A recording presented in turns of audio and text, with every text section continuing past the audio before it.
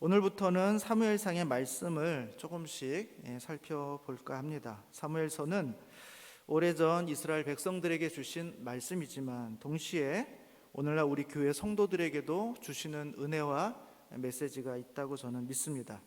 하나님께서 말씀 가운데 주시는 은혜를 풍성히 누리시는 이 시간이 되시기를 주님의 이름으로 소망합니다. 오늘 본문은 사무엘서의 첫 부분으로서 한 가정을 소개해 주고 있습니다. 크게 내용을 두 부분으로 나눌 수가 있는데요. 첫 부분은 1절부터 3절까지의 내용입니다. 먼저 그 엘가나라는 사람의 가정을 소개하는데 이 엘가나가 어디 출신인가를 알려줍니다. 여러 표현들이 있습니다만 일단 지파로 보면 에브라임 지파에 소속된 사람이다 이렇게 말하고 있습니다. 엘가나에게는 두 명의 아내가 있습니다. 두 명의 아내가 있는데 그 아내의 이름은 한나와 브닌나다. 벌써 시작부터 이 아내 둘 나오면 뭔가 좀 긴장이 있죠. 사레와 하갈이 있으면 긴장이 있는 것처럼 오늘도 보면 이 두 여인이 나오면서 뭔가 긴장이 예고되고 있습니다. 그리고 아내에 대해서 간략하게 소개를 해주고 있는데요. 브닌나는 자식이 있지만 한나는 자식이 없었다 이렇게 이야기합니다. 아마 이 둘 사이의 갈등이 자식과 관련된 것이겠구나라는 것을 우리가 예측할 수 있죠. 그리고 더 나아가서 엘가나의 신앙이 어떠한지를 설명해 주고 있습니다. 매년 제사하기 위해서 실로로 올라간다 그랬습니다. 실로는 하나님의 법궤가 있는 곳이었습니다. 그래서 이 법궤가 있는 이 실로에 가서 그 엘가나는 제사를 드렸는데, 여러분 이 시대가 아직 왕정 시대가 아닙니다. 사울이 나오기 전이고 다윗이 나오기 전이에요. 사사시대의 끝입니다. 사사시대의 끝. 그 사사시대의 영적인 상황이 어떠한지는 우리가 사사기를 읽어보신 분들은 충분히 알 수 있습니다. 이때의 사람들이 매번 정기적으로 어떤 한 장소를 가서 가족들 모두를 데려가서 제사하고 예배한다는 것은 사실은 그렇게 흔한 일은 아니었습니다. 그러니까 엘가나는 그 당시 사람 중에서는 신앙이 굉장히 좋은 신실한 한 가정을 믿음으로 잘 이끌어가는 그런 존재라는 것을 알 수가 있는 것이죠. 실로라는 곳에는 그곳에서 제사를 드리게 되는데, 그곳에서 제사장 업무를 보는 사람들이 두 명의 제사장이 있었습니다. 그 사람들은 홈니와 비느하스입니다. 이 두 사람은 형제인데 당시에 그 유명했던 제사장 엘리 제사장의 아들들이었습니다. 아마 뒤에 이제 좀 더 자세한 소개가 나오겠습니다만, 엘리는 그 당시 나이가 이제 많아서 현직에서 이제 거의 물러나는 그런 상황이고, 그의 아들들이 제사장 직무를 맡아서 아마 현장에서 이제 왕성하게 제사장 업무를 보고 있었던 그런 상황입니다. 이것이 이제 1절부터 3절까지의 내용이죠. 그 다음에 이제 4절부터 8절까지는 이제 엘가나 가정에 구체적인 문제가 등장하게 됩니다. 한나와 브닌나 사이에 갈등이 있습니다. 그죠? 평안할 수 있는 건 뭡니까? 집안에 여자가 한 명만 있어야 되는데 여자가 둘이 있으니까 평안할 수 없는 것이겠죠. 브닌나가 유리한 위치에 있습니다. 왜냐하면 브닌나에게는 자식이 있기 때문에 그래요. 자식이 한 명도 아니고 여러 명이 있었던 것 같습니다. 그러니까 하나님은 이 엘가나와 브닌나를 통해서는 여러 자식을 낳을 수 있는 복을 주셨어요. 반면에 한나에게는 자식이 없었습니다. 그러니까 한나 입장에서 보면 이 둘 사이의 경쟁에서 뒤로 밀릴 수밖에 없는 그런 위치에 있는 것이죠. 그러나 다행히 이 엘가나라는 사람은 괜찮은 사람이었어요. 자식을 낳은 그 브닌나만을 편애하지 않았습니다. 그들에게도 공평하게 형평성을 가지고 대했지만, 특별히 자식이 없는 이 한나를 조금 더 측은하게 여기고 불쌍히 여기고, 어떻게 보면 이 한나를 더 사랑해서 이 엘가나는 그 자기의 사랑을 이 한나 쪽에 더 많이 실어줌으로써 이 가정이 한쪽에 쏠리지 않도록 균형을 잘 잡을 수 있도록 그렇게 애를 썼다라는 것을 보게 됩니다. 그러나 문제는 엘가나가 이와 같은 노력을 했음에도 불구하고 이 가정이 평안하지 않았다는 데 있습니다. 더 큰 갈등을 유발하게 되는 것입니다. 브닌나의 입장에서는 기분이 안 좋은 거예요. 자기는 자식을 낳았고 몇이나 낳아서 정말 엘가나에게 자식의 복을 쫙 보여줬는데도 불구하고 이 엘가나는 자기에게 사랑을 더 흠뻑 주지 않고 오히려 자식이 없는 한나에게 더 마음을 주니까 분인나 입장에서는 좀 억울한 것입니다. 정당한 대우를 못 받는다고 생각하는 것이죠. 오히려 소홀히 여김을 받는다, 이렇게 생각을 하게 된 것입니다. 반면에 한나도 엘가나의 사랑으로 인해서 만족하지 못했습니다. 특별히 더 많은 애정과 사랑을 쏟아줬음에도 불구하고 한나의 마음은 남편의 사랑에 있지 않았어요. 한나에게는 오직 자식이었어요.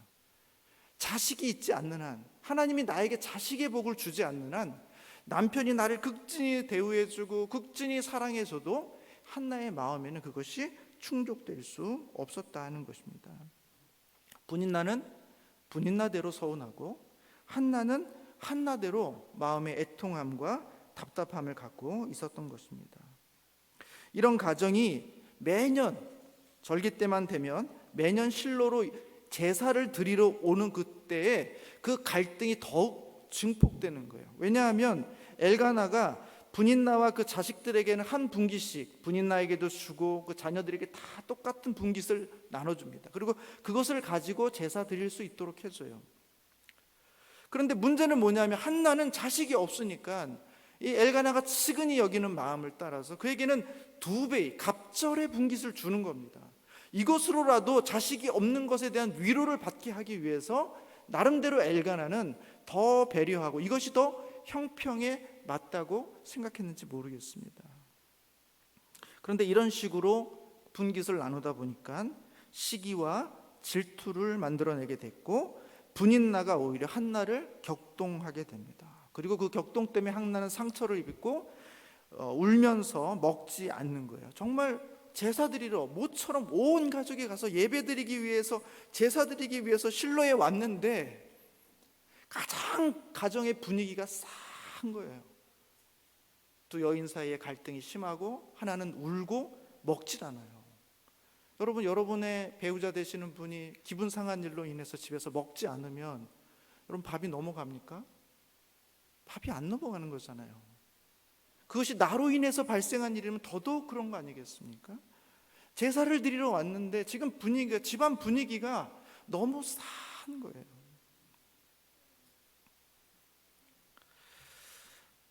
분인나는 분인나대로, 한나는 한나대로 너무나 기분이 상한 겁니다. 그럼 이때 엘가나는 누구를, 분인나를 가서 위로해 줘야 되겠습니까?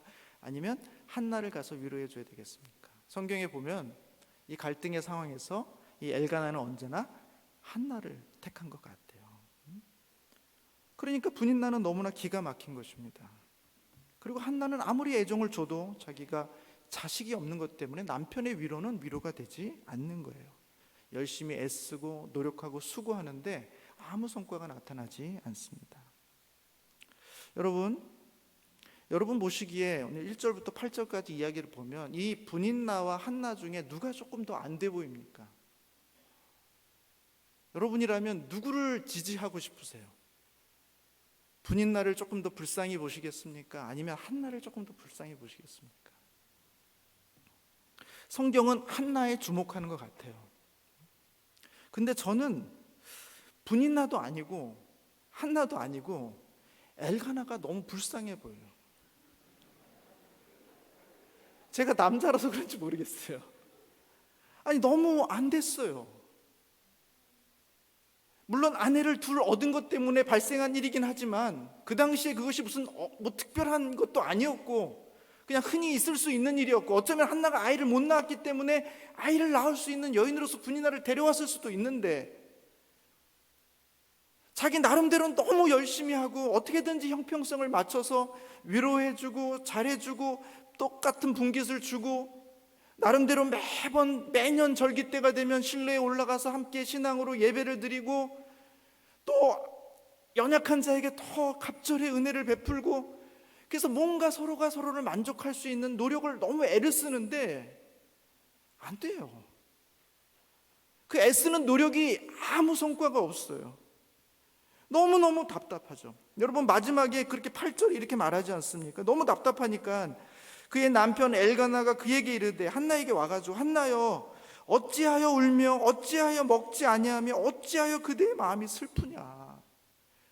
내가 너에게 이렇게까지 사랑하고 내가 너에게 자식이 없다고 뭐라고 한 적이 없고 그 자식 없어도 나는 행복하니까 걱정하지 말라고. 나는 그 10아들보다 내가 더 낫지 않냐. 너는 나만 보고 살면 되지 않냐. 그만큼 엘가나는 정말 이 한나가 자식이 있든 없든 상관없이 이 한나 그 자체를 사랑하면서 그렇게 마음을 기울이고 있는데, 한나는 계속 자식이 없기 때문에 만족할 수가 없는 거예요.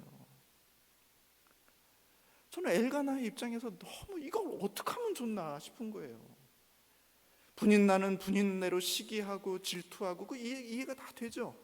한나는 애쓰는 만큼 애쓰는데도 불구하고 아무리 노력해도 아이를 가질 수 없는 걸, 하나님이 아이를 주시지 않는 걸 어떻게 해볼 도리가 없는데, 이 두 여인을 다 만족시킬 수 없는 상태로 엘가나는 너무나 애쓰지만 너무나 답답하고 너무나 억울한, 그래서 너무나 절망적인 그런 엘가나의 모습을 볼 때 참 안타까움이 있습니다. 엘가나는 한 집안의 가장으로서 본인이 할 수 있는 최선을 다하고 있는 것 같아요. 그럼에도 불구하고 문제가 해결되지 않음으로 인해서 그는 고통당하고 있습니다. 또한 한나도 고통스럽기는 마찬가지예요. 남편 엘가나의 특별한 사랑이 있음에도 불구하고 자식을 얻지 못한다는 것에 대한 아픔의 마음은 여간해서 줄어들지 않는 거예요. 너무나 고통스러운 것이죠. 제가 엘가나의 입장이 된다면 저는 무척 화가 날 것 같아요. 왜? 내가 할 수 있는 만큼 다 했는데 문제가 해결되는 것이 아니라 점점 더 복잡해지고 아무리 봐도 이것은 해결될 것 같지 않은, 그래서 도대체 나보고 어떡하라는 것이냐. 그냥 하나님을 향해서 이거 하나님 어떻게 하면 좋아요? 내가 할 걸 다 했지만 도대체 이 문제를 풀 수가 없는데 정말 저는 너무 화가 납니다. 제가 한나의 입장이라도 그럴 것 같아요. 저는 그동안 그 한나의 입장에서도 화가 날 것 같아요. 왜 나에게만 자식을 안 주셨어? 분인나는 주고 주변의 이웃의 여인들 다 자식 잘 낳고 잘 행복하게 사는데 왜 나에게만은 자식을 낳지 않게 해주셔서 이 수치와 고통을 내가 다 받으면서 그렇게 살아가게 만드셨을까? 도대체 내가 뭘 잘못했는데? 아마 한나는 한나 나름대로 하나님께 화가 나 있을 것 같습니다.